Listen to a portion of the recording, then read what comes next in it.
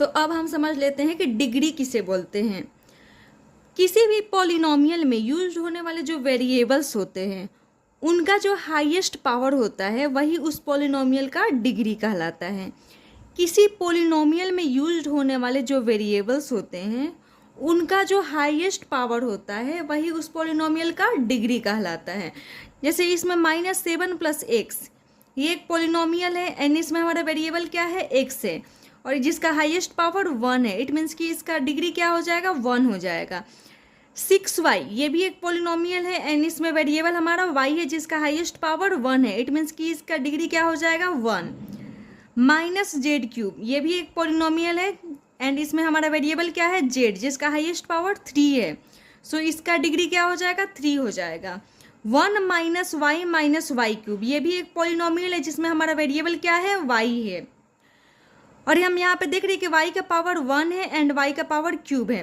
तो यहाँ पर y का पावर हाईएस्ट 3 है। इट मीन्स कि इसकी डिग्री क्या हो जाएगा, 3। x - x³ + x का पावर 4, यहाँ पर हमारा वेरिएबल x है एंड इसमें x का हाईएस्ट पावर क्या है, 4 है, इसीलिए इसका डिग्री क्या हो जाएगा, 4 हो जाएगा। तो किसी पॉलिनोमियल में यूज्ड होने वाले जो वेरिएबल्स होते हैं उनका जो हाईएस्ट पावर होता है वही उस पॉलिनोमियल का डिग्री कहलाता है। ये सारे पॉलिनोमियल क्या थे, 1 वेरिएबल्स के। इट मीन्स कि इन सारे पॉलिनोमियल्स में एक ही वेरिएबल यूज हुआ है। जैसे इसमें x यूज हुआ है, इसमें y, इसमें z एंड इसमें y एंड x। ये सारे क्या है, 1 वेरिएबल वाले पॉलिनोमियल्स हैं। तो जब भी 1 वेरिएबल वाले पॉलिनोमियल्स का डिग्री बताना रहता है तो हम क्या बता देते हैं, उसमें जो वेरिएबल्स यूज हुए हैं उनका जो हाईएस्ट पावर होता है वही क्या हो जाता है, उस पॉलिनोमियल का डिग्री हो जाता है।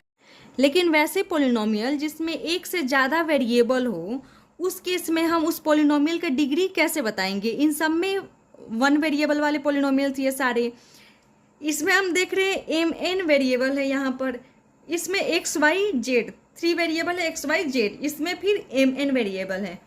तो ऐसे पॉलिनोमियल्स का हम डिग्री कैसे बताएंगे।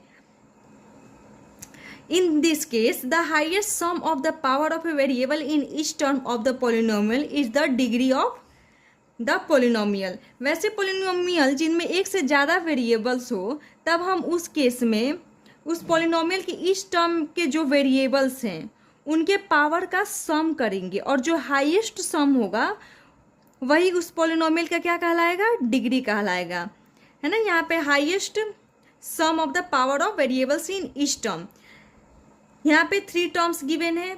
हम सब में क्या करते हैं, वेरिएबल्स के पावर्स का सम करते हैं। जैसे यहाँ पे 3 + 6 कितना हो गया, 9। यहाँ पर 2 + 3 5, 1 + 1 2। तो हम देखते हैं यहाँ पे सबसे हाईएस्ट पावर, हाईएस्ट सम किसका आया है, इसमें आया 6 + 3 9। इट मीन्स कि इसका डिग्री क्या हो जाएगा, 9 हो जाएगा। यहाँ पर पॉलिनोमियल इन, यहाँ पे 1 2 3 वेरिएबल्स है ना, मोर देन 1 वेरिएबल।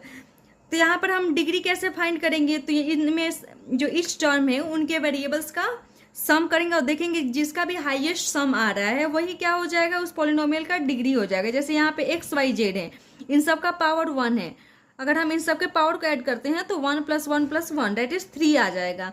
अगर हम यहाँ पर ऐड करें हैं 1 + 1 2, यहाँ पर 1, तो हम देख रहे हैं हाईएस्ट सम किस में आ रहा है, इसमें, जो कि क्या है, 3 है। इट मीन्स कि इसका डिग्री क्या हो जाएगा, 3 हो जाएगा।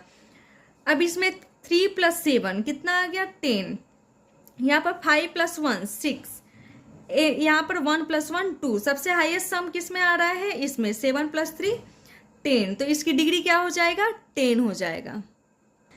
अब डिग्री पर बेस्ड ही क्वेश्चन है, find the degree of each of the polynomials given below. हमें पॉलिनोमियल्स गिवन है उनकी डिग्री फाइंड करनी है।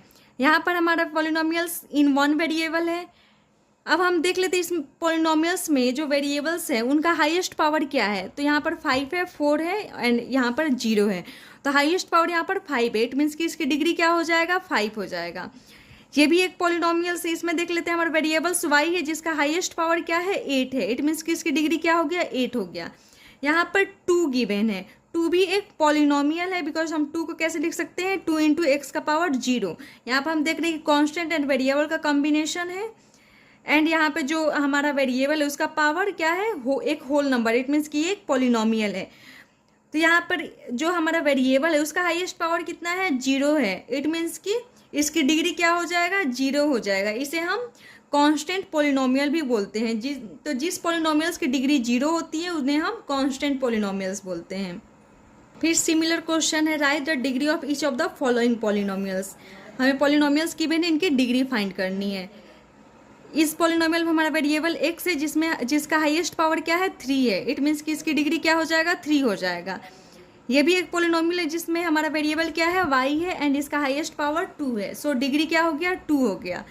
5t माइनस रूट 7, यहाँ पे ये भी एक पॉलिनोमियल है जिसमें हमारा वेरिएबल t है एंड इसका हाईएस्ट पावर क्या है, 1 है। इसीलिए इसकी डिग्री क्या हो गया, 1 हो गया।